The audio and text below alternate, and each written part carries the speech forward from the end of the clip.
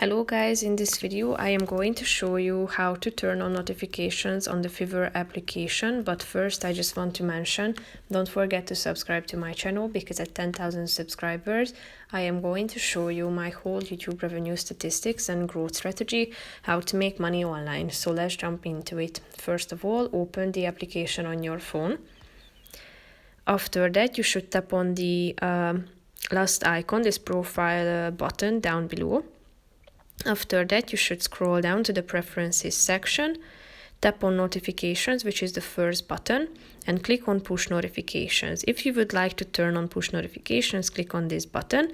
You will be directed to your phone settings where you need to allow the application to have access to your notifications. So search for the this application, Fiverr, and then click on notifications if you can find it.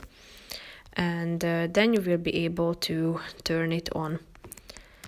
If you go back, you can also turn on email notifications about order messages, order updates, rating reminders, and inbox messages. So that's pretty much it for this video, guys. See you in the next one. Bye bye.